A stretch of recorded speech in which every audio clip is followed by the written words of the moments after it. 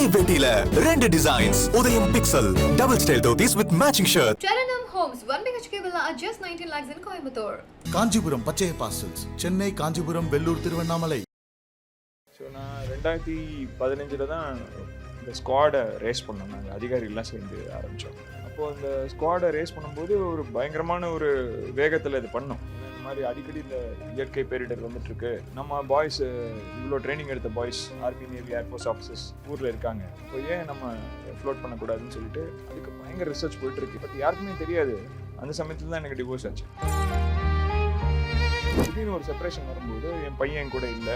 அது வரைக்கும் என் தோளில் படுத்து தூங்கிட்டு இருந்த பையன் திடீர்னு அம்மா கூட போயிட்டான். ஒரு பக்கம் நமக்கு பர்சனல் லைஃப் சரியா இல்லைன்னா கூட நாட்டுக்கு அதை பண்ணுவோம் அப்படின்னு பண்ணிட்டே இருந்தேன். 2015 கரெக்டாக ஃப்ளட் வந்துச்சு. ரேஸ் பண்ணி கரெக்டாக ஒரு 1.5 மாசத்துல ஃப்ளட் வந்துச்சு.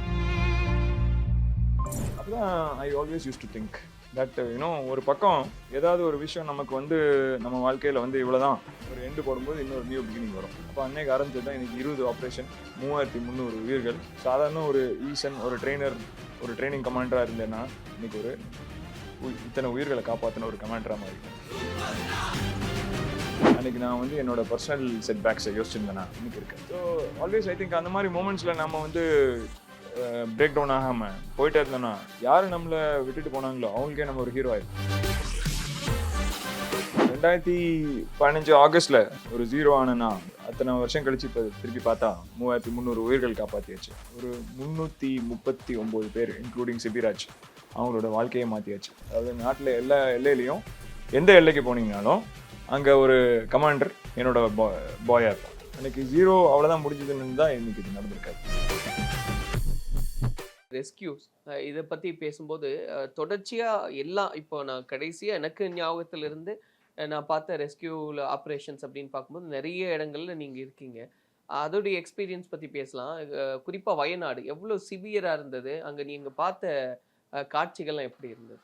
வயநாடு இருக்கிறதுலே ஃபஸ்ட்டு. வயநாடு எங்களோட 20th மார்க்ஸ் 20th ஆப்ரேஷன். எங்களோட ஃபஸ்ட் ஆப்ரேஷன் பண்ணி நீங்கள் இன்டர்வியூ பண்ணீங்க. எஸ், நம்ம கோயம்புத்தூரில். இன்ஃபேக்ட் அந்த ஆப்ரேஷனில் இருந்த எனக்கு 6 பேர் எனக்கு வெரி வெரி சீனியர் ஆஃபீஸர்ஸ் இருக்காங்க. So Wayanad is 20th.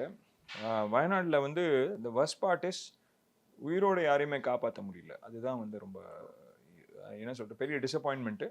2வது பாடியை எடுத்தவங்க கூட பீஸாக தான் வந்தாங்க. ஒரு உடல் கூட முழுமையாக இல்லை. அப்போ எப்படி இருந்தது சார்? நீங்கள் எப்படி எடுத்தீங்க? எப்படி எடுத்தோன்னா நம்ம கையில் தான் எடுத்தாகணும். ஏன்னா காரணம் என்னென்னா இந்த எக்ஸ்கவேட்டர் எடுக்கும்போது ஒன்றுன்னா விழுகுது. அப்போ நம்ம அதை எடுத்து பேக் பண்ணி நம்ம கொடுக்கணும். ஏன்னா அந்த பாடிக்குள்ள மரியாதையை கொடுக்கணும்.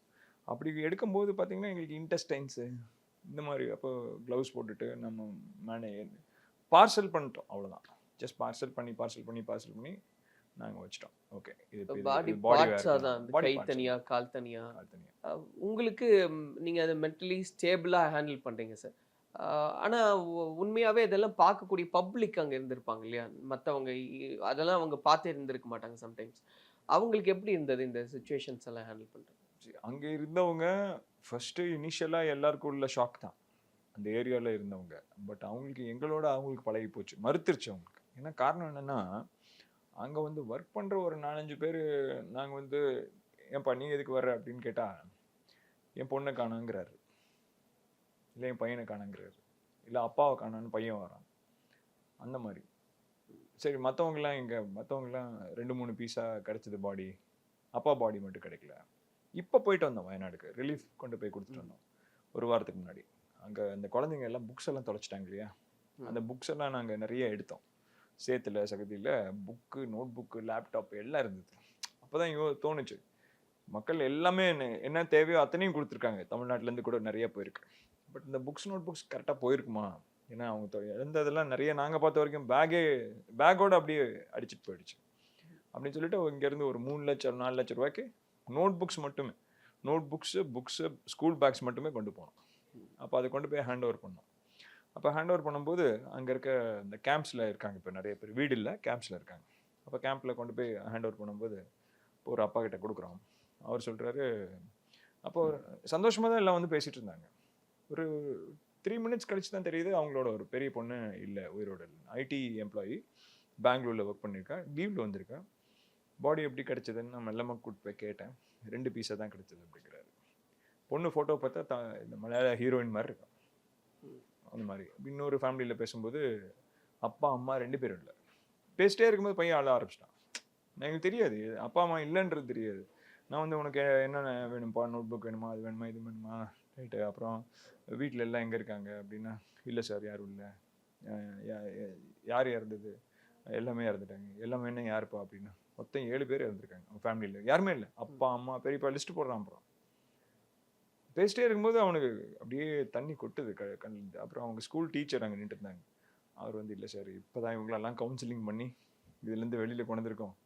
நீங்கள் எது கொடுக்குறதா இருந்தாலும் கொடுத்துருங்க, சைலண்டாக அவங்களை எதையும் கேட்டுறாதீங்க, மறுபடியும் அந்த தாட்ஸ் வரக்கூடாது அப்படின்னாங்க. அதுக்கப்புறம் நான் சொல்லிட்டேன், சரி பசங்களை அனுப்பிச்சிருங்க, டீச்சர்ஸ் எல்லாம் வாங்க, என்ன வேணும்னு சொல்லுங்க, நான் உங்ககிட்ட கொடுத்துட்டு போயிடுறேன் அப்படின்ட்டு. அப்புறம் இப்போது ஈசன் ஒரு ஸ்ட்ராங் மேன் அப்படின்ற எங்களுக்கு தெரியும், அந்த பேஸ் எல்லாமே இருந்தாலுமே ஒரு மனிதர் அப்படிங்கும்போது ஏதாவது ஒரு ரெஸ்கியூவில் ஒரு கண்ணீர் சிந்துனது அந்த மாதிரி எல்லாம் உண்டா?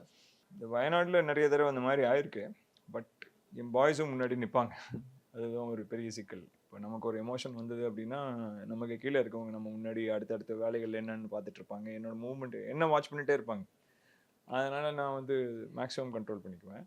என்னையும் மீறி வந்து நான் வந்து நம்மளோட ரெஸ்கியூ வெஹிக்கிளில் உட்காந்து உண்மையிலேயே அழுது வந்து சென்னையில் இப்போ 2023. ஓகே. ஆக்சுவலாக ஒருத்தர் வந்து டிக்ளேர்ட் டெட் அப்படின்னு சொல்லிட்டு வீட்டிலே வச்சுருந்தாங்க. ஏன்னா வயசானவர். அவர் வந்து அவங்க டாக்டருக்கு தெரியல உயிரோடு இருக்காரா இல்லையான்னு, பாடியெலாம் சில்லாக இருக்குது. அப்போ நாங்கள் அந்த இடத்துக்கு போனதுனால எங்களுக்கு இந்த மாதிரி சார் ஒருத்தர் இறந்துட்டாரான்னு செக் பண்ணுவோம்னு சொல்லிட்டு நாங்கள் ஃபர்ஸ்ட் எய்ட்லாம் எங்களுக்கு தெரியும்னால போய் பார்த்தா பல்ஸ் இங்கே இருக்குது, இங்கெல்லாம் சில்லாக இருக்குது, இங்கே இருக்கான பல்ஸ் இருக்குது. அப்போ கண்டிப்பாக உயிரோடு இருக்கார். அப்போ போட்டு வச்சு ஒரு டாக்டர் கூப்பிட்டு வந்தோம். பக்கத்து அப்பார்ட்மெண்ட்டில் ஒரு டாக்டர் இருக்காருன்னு சொல்லிட்டு திருப்பி அங்கே போய் நீச்சல் அடித்து போய் போட்டு வச்சு அவரை கூப்பிட்டு வந்து அவர் கன்ஃபார்ம் பண்ணார், இவர் நீங்கள் டைமுக்கு ஹாஸ்பிட்டல் எடுத்து பொண்ணு இறந்துடலான்னு. அப்போ நாங்கள் அவரை மட்டுமே அவரை கொண்டு வந்து சேஃபாக போட்டில் ஏற்றி, அவங்க டாக்டர் மட்டும்தான் இருக்காங்க, கொண்டு வந்து ஆம்புலன்ஸில் ஏற்றி விட்டோம். கரெக்டாக நாங்கள் போட்டு ரீச் ஆகிற நேரம் ஆம்புலன்ஸ் அம்பத்தூரில் ஆம்புலன்ஸில் ஏற்றி விட்டு அமுச்சிட்டு திருப்பி நான் ரெஸ்கியூக்கு போயிட்டேன். உள்ளே போய் வேறு யாராவது கூப்பிட்டு வரணுன்னா கூட்டிகிட்டு வந்துருந்தேன். திருப்பி வரும்போது அந்த ஆம்புலன்ஸ் அங்கேயே நின்றுருந்துச்சு. ஏன்னு கேட்டால் வேறு இறந்துட்டார். அவங்க கன்ஃபார்ம் பண்ணிட்டாங்க. இப்போ என்ன பண்ண போகிறீங்கன்னு கேட்டேன்.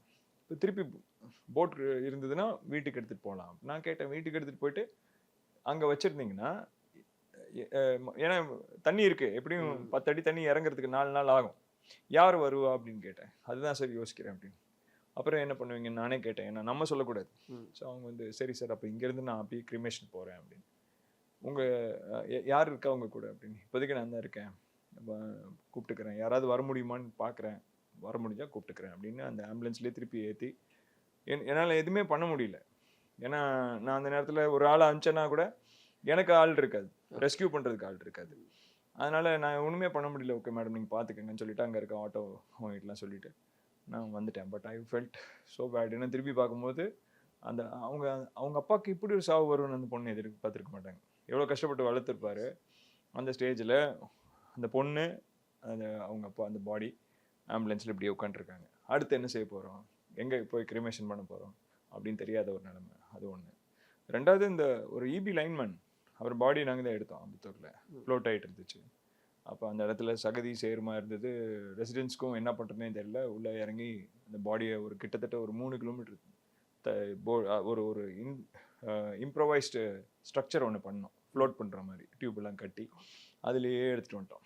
எடுத்துகிட்டு வந்து போலீஸ்கிட்ட ஹேண்ட் ஓவர் பண்ணிட்டோம். பாடி ரொம்ப ப்ளோட்டடாக இருந்தது தண்ணியிலே இருந்தனால. 4 நாள் கழித்து ஐடென்டிஃபை பண்ணால் அது ஒரு இபி லைன்மேன். இந்த பையன் கூப்பிட்டு கேட்குறேன், எங்கள் அப்பா எப்படி இறந்தார் அப்படின்னு. எனக்கு தெரியல. அப்படி எப்படி இருந்தாருன்னா, அவர் வந்து அந்த பக்கம் என்ன அந்த மழை வந்த டைமில் இபிக்கு வேலை வந்துருச்சு.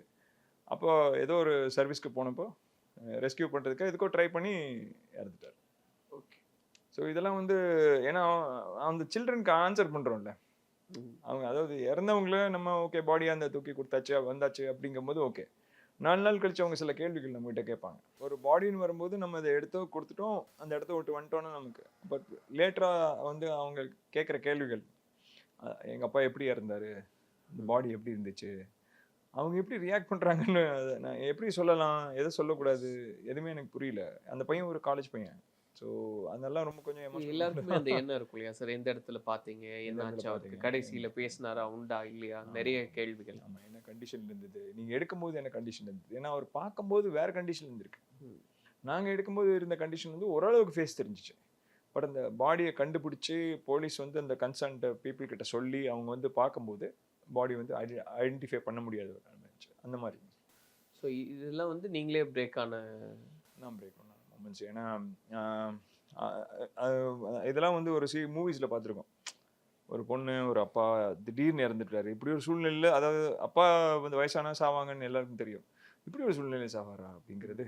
அப்படி அந்த ஆம்புலன்ஸில் அடுத்து கிரிமேஷன் போகணுன்னா யார்கிட்ட சொல்லணும்? ஏன்னா ஊரே வந்து ஃப்ளட்டில் இருக்குது. இப்போ நம்ம கூப்பிட்டு சொன்னால் கூட கிரிமேஷன் கிரவுண்டு இருக்குமா, அது ஆக்டிவாக இருக்குமான்னு தெரியாது. அந்த மாதிரி அப்போ யோசித்தேன் நான், இப்படி நிலைமை யாருக்கு வரக்கூடாது. ரொம்ப கஷ்டமாக இருந்தது. இப்போ இதெல்லாம் பேசிகிட்டு இருக்கும்போது சார், நீங்கள் தான் ஒரு சரியான மனிதராக இருப்பீங்க இந்த கேள்விக்கான பதிலுக்கு. சின்ன சின்ன பிரச்சனைகள் வாழ்க்கையில் வந்தால் கூட இது முடிஞ்சிருச்சு லைஃப் நமக்கு அப்படின்னு நினைக்கிற நிறைய பேர் இருக்காங்க, என்னையும் சேர்த்து. ஆனால் அதெல்லாம் பிரச்சனை இல்லை, ஏன்னா வாழ்க்கைன்றது எவ்வளோ பெருசுன்றது நீங்கள் எப்படி பார்க்குறீங்க? நான் என்னோட ஓன் லைஃப்லேயே ஒரு எக்ஸாம்பிள் சொல்கிறேன், யாருக்கும் தெரியாது. ஸோ நான் 2015 தான் இந்த ஸ்குவாடை ரேஸ் பண்ணோம். நாங்கள் அதிகாரிகள்லாம் சேர்ந்து ஆரம்பித்தோம். அப்போது அந்த ஸ்குவாடை ரேஸ் பண்ணும்போது ஒரு பயங்கரமான ஒரு வேகத்தில் இது பண்ணோம். ஏன்னா இந்த மாதிரி அடிக்கடி இந்த இயற்கை பேரிடர் வந்துட்டுருக்கு. நம்ம பாய்ஸ் இவ்வளோ ட்ரைனிங் எடுத்த boys army, navy, air force officers ஊரில் இருக்காங்க. அப்போ ஏன் நம்ம ஃப்ளோட் பண்ணக்கூடாதுன்னு சொல்லிட்டு அதுக்கு பயங்கர ரிசர்ச் போயிட்டுருக்கு. என்ன எக்யூப்மெண்ட்ஸ் வாங்கலாம், போட்ஸ் எப்படி இது பண்ணலாம், டிரான்ஸ்போர்ட் எப்படி பண்ணலாம், என்ன ட்ரைனிங் கொடுக்கணும், இப்படி நிறைய டாக்ஸ் போயிட்டுருக்கு. பட் யாருக்குமே தெரியாது. அந்த சமயத்தில் தான் எனக்கு டிவோர்ஸ் ஆச்சு. அதாவது ஒரு நல்லா போயிட்டு இருந்த ஒரு ஃபேமிலி, எனக்கு ஒரு பையன் இருக்கான். அப்போ திடீர்னு செப்பரேட் ஆயிடுறோம். காரணங்கள் எது வேணாலும் இருக்கலாம். பட் திடீர்னு ஒரு செப்பரேஷன் வரும்போது என் பையன் என் கூட இல்லை. அது வரைக்கும் என் தோளில் படுத்து தூங்கிட்டு இருந்த பையன் திடீர்னு அம்மா கூட போயிட்டான். அந்த மாதிரி ஒரு சுச்சுவேஷனில் வந்து என் லைஃப்பில் ஓடிட்டுருக்கு. ஆனால் நான் இங்கே ஆக்டிவாக ஒர்க் பண்ணிகிட்ருக்கேன். ஒரு ரெஸ்கியூ ஸ்குவாட் ரேஸ் பண்ணிகிட்ருக்கேன். அது ரேஸ் பண்ணிட்டு நேரம் பார்த்தீங்கன்னா எனக்கு வந்து ஒரு சமயம் தோணும், என்னடா நம்ம ஃபேமிலியே இப்படி இருக்குது, அதில் நம்ம இறங்கி இன்னும் கொஞ்சம் பேசலாம், நெகோசியேஷன் பண்ணலாம், என்ன வேணாலும் பண்ணலாம், அதான் அதை விட்டுட்டு இந்த வேலையை பார்த்துட்டு இருக்கோமே அப்படின்ட்டு சில சமயம் எது பண்ணாலும் அது இது நடக்க வேண்டியது தான் நடக்கும். அப்போ ஒரு சமயம் தோணும். இன்னொரு சமயம் தோணுச்சு, ரைட் ஃபைட், போகிறது போட்டும், லெட்ஸ் டூ அட்லீஸ்ட். ஒரு பக்கம் நமக்கு பர்சனல் லைஃப் சரியா இல்லைன்னா கூட நாட்டுக்காக அதை பண்ணுவோம் அப்படின்னு பண்ணிகிட்டே இருந்தேன். 2015 கரெக்டாக ஃப்ளட் வந்துச்சு. அந்த ரேஸ் பண்ணி கரெக்டாக ஒரு 1.5 மாதத்தில் ஃப்ளட் வந்துருச்சு. We were ready.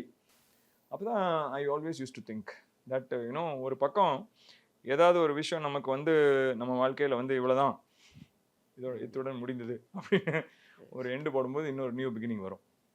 அப்போ அன்னைக்கு ஆரம்பிச்சது தான் இன்னைக்கு 20 ஆப்ரேஷன், 3300 உயிர்கள். அண்ட் சாதாரண ஒரு ஈசன், ஒரு ட்ரெயினர், ஒரு ட்ரைனிங் கமாண்டராக இருந்தேன்னா இன்னைக்கு ஒரு இத்தனை உயிர்களை காப்பாற்றின ஒரு கமாண்டராக மாறிட்டேன். அப்போது என் கூட நேவியில் ஜாயின் பண்ணவங்க, நான் நேவிலேருந்து ரிசைன் பண்ணதே ஒரு பெரிய ஒரு டிசப்பாயின்மெண்ட் தான்.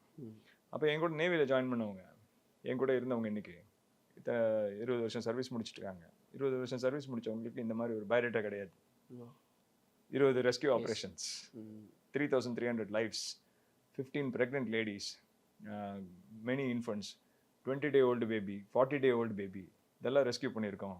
ஹெலிகாப்டர்ஸில் இறங்கி ரெஸ்கியூ பண்ணியிருக்கோம் அப்படிங்கிற ஒரு பயோடேட்டா அன்றைக்கி நான் வந்து என்னோட பர்சனல் செட்பேக்ஸை யோசிச்சிருந்தேன்னா இன்றைக்கி இருக்காது. ஸோ அப்போது இன்றைக்கி என் பையனும் என் கூட இருக்கான். I am a hero to my son. So அன்றைக்கி நான் வந்து என் ஃபேமிலியிலேயே, எனக்கு வாழ்க்கையிலேயே எனக்கு பெரிய ஒரு எனக்கு மட்டும் ஏன் இப்படி நடக்குது அப்படின்னு நினச்சிட்டு வீட்டிலே உட்காந்துருந்தேன்னா, என்னமோ பண்ணுங்கடா போங்கடா, யாரோ சாகுறான், மழையில் வருது, வெயிலில் வருது, நான் வரல, நான் ராணுவத்துலேருந்து வெளில வந்தாச்சு, நான் இதெல்லாம் பண்ண போகிறதில்ல அப்படின்னு சொல்லி நினச்சிருந்தேன்னா இன்னைக்கு I'll be a zero. Today I'm a hero because ஏன் செட்பேக்கை தூக்கி போட்டுட்டு நாட்டுக்காக வேலை பண்ணேன். இப்போ யாருடைய வாழ்க்கையிலையும் இதுதான் முடிவு அப்படின்றது முடிவே கிடையாது, ஒரு தொடக்கம் இருக்கு. This is not the end. So அதுதான் தெரிஞ்சுக்கணும்னு நினைச்சேன் சார். என்ன நிறைய பேர் அப்படி நினைச்சிடறாங்க இல்லையா? கிடையாது. எப்போவுமே அப்படி தான். எங்கேயாவது ஒரு இடத்துல ஒரு எண்டு பாயிண்ட் வர மாதிரி இருக்கும். அந்த எப்போயாவது ஒரு எண்டு வந்ததுன்னா அடுத்து ஒரு பெரிய பிகினிங் நமக்காக வெயிட் பண்ணிட்டு இருக்குன்னு அர்த்தம். அதான் நான் சொல்கிறேன் இல்லையா, 2015 டிசம்பர் நவம்பர் வந்து இந்த நவம்பர்ல வந்து ஆகஸ்ட்ல வந்து இந்த மாதிரி ஆச்சு. 2016 ஜான்வரியில் நிறைய மீடியாஸில் என்ன ஹைலைட் பண்ணுறாங்க, here is a real hero and unsung hero அப்படின்ட்டு. 4 months கேப்பில் from nothing to hero and my son is வாட்சிங் இட் அண்ட் காலிங் மீ. இப்போ அவனை டிவியில் பார்க்குறேன்ப்பா திருண்ட பையன். Today also he watches me. இப்போ இன்னைக்கு நம்ம பண்ணுற இன்டர்வியூவும் அவன் வந்து இன்னைக்கு அவன் காலேஜ் போயிட்டான், அவன் ஒரு ஆர்மி ஆஃபீஸராக போகிறான். ஸோ ஆல்வேஸ் ஐ திங்க் அந்த மாதிரி மூமெண்ட்ஸில் நம்ம வந்து பிரேக் டவுன் ஆகாமல் போயிட்டே இருந்தோம்னா யார் நம்மளை விட்டுட்டு போனாங்களோ அவங்களுக்கே நம்ம ஒரு ஹீரோ ஆயிடுவோம். உண்மையாக தான் சார். ஸோ 2015 ஆகஸ்டில் ஒரு ஜீரோ ஆனேன்னா இன்னைக்கு இப்போ அத்தனை வருஷம் கழிச்சு இப்போ திருப்பி பார்த்தா 2024 ஒரு 20 ஆப்ரேஷன் முடிச்சாச்சு, 3300 உயிர்கள் காப்பாற்றியாச்சு. அதில் நிறைய ப்ரெக்னென்ட் லேடிஸ், குழந்தைங்க அதெல்லாம் சொன்னேன்.